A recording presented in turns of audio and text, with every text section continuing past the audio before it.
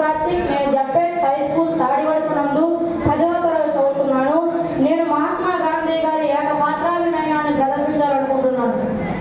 సత్యం ధర్మం ఆచరించిన వారికి అపజయం అంటూ ఉండదని సత్య హరిశ్చంద్ర నాటకం నుండి గ్రహించిన నేను సత్యమేవ జయతే అన్న సూత్రాన్ని పాటిస్తూ ఇంగ్లాండ్లో బారిస్టర్ చదవలసి వచ్చినప్పుడు మత్స్య మాంసాలు తినని, మద్యం సేవించనని, మగువలకు దూరంగా ఉంటానని అమ్మకిచ్చిన మాట ప్రకారం బారిస్టర్ పట్టా పుచ్చుకొని మన భారతదేశానికి తిరిగి వచ్చాను.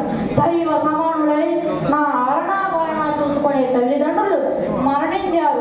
ఇక నా జీవిత నౌకను నేనే నడిపించక తప్పదు. అన్నగారు చెప్పినట్లు దక్షిణేశ్వరంలో నివాసం ఉంటున్న గుజరాతీ వ్యాపారి తరపున వాదించటకు దక్షిణాఫ్రికా వెళ్తున్నా.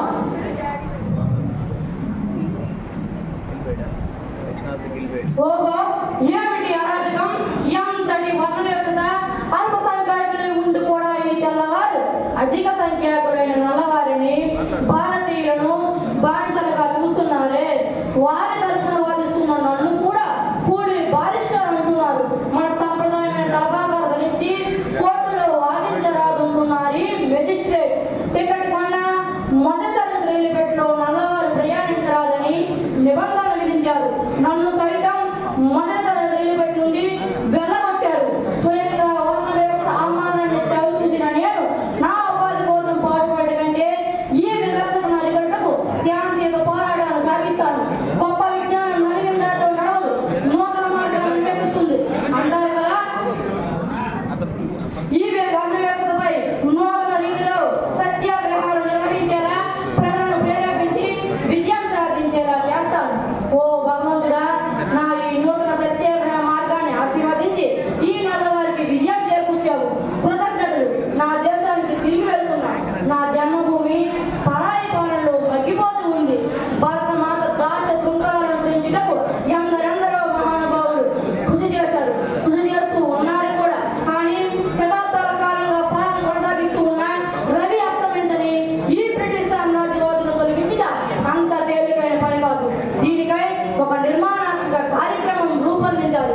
ఈ బ్రిటిష్ వారు పాలకులై మన సంపదను ఎలా కొల్లగొడుతున్నారో ప్రజలకు తెలియజేయాలి.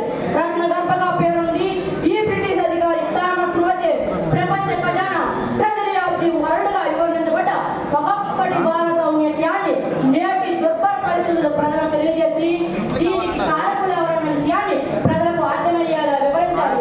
ఆధునికీకరణ పేరుతో వస్తున్న యంత్రాల వల్ల మన కుటీర పరిశ్రమలు ఎలా దెబ్బతింటున్నాయో, విదేశీ వస్తువులు వినియోగించడం వల్ల మన స్వదేశీ సంస్థలు ఎలా మూతపడి ఎందరెందరో ఉపాధిని కోల్పోతున్నారో ప్రజలకు తెలియజేయాలి.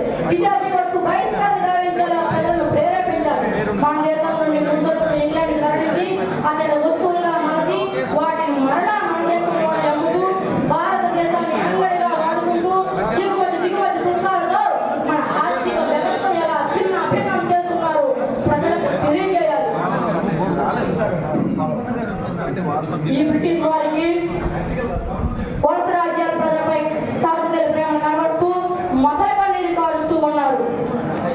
జలియన్ వాలాబాగ్ దురాఘాతానికి పాల్పడిన కిరాతక జనరల్ డయ్యన్ను కంటి తుడుపు చర్యగా మందలించిందే గాని కఠినంగా శిక్షించలేదే. పైగా వారికి ఇంగ్లాండ్లో ఘన సన్మానాలు గావిస్తున్నారు. ఈ బ్రిటిష్ వారి అరాజకాలు రోజు రోజుకి హద్దులు మీరుతున్నాయి. ప్రజల నిత్యావసర వస్తువైన ఉప్పుపై పన్ను విధిస్తారా? దీనిని ఎదిరించకు ఉప్పు సత్యాగ్రహాన్ని చేపడతారు. ప్రజలను ప్రేరేపిస్తూ దేశభక్తిని నూరు పోస్తున్నారని నన్ను జైల్లో బంధిస్తారా? నేను జైల్లో ఉన్నంత మాత్రాన ఈ నూతన సత్యాగ్రహ పోరాటం ఆగుతుందని వ్యాపడ్డారేమో. చూడండి, రెప్పలాత్మక మిట్టు గురించి మరీ చూడండి. భారతదేశ ఉక్కు మనిషి సర్దార్ వల్లభాయ్ పటేల్ బాటోలి సత్యాగ్రహాన్ని నిర్వహిస్తున్నాడు.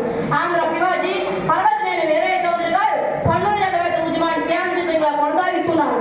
ఆంధ్రరత్న దుగ్గురాల గోపాలకృష్ణయ్య చీరాల పేరాల ఉద్యమాన్ని శాంతియుతంగా కొనసాగిస్తున్నారు. బలహీన వర్గాల ఆశాజ్యోతి డాక్టర్ బిఆర్ అంబేద్కర్, యువకుడు నవభారత నిర్మాత జవహర్లాల్ నెహ్రూ, ఇలా చెప్పుకుంటూ పోతే ప్రతి భారతీయుడు సత్యాగ్రహాలు నిర్వహించాలనే విషయాన్ని మీరు ఇదివరకే గ్రహించి ఉండాలి. ఈ బ్రిటిష్ వారికి విభజించు పాలించు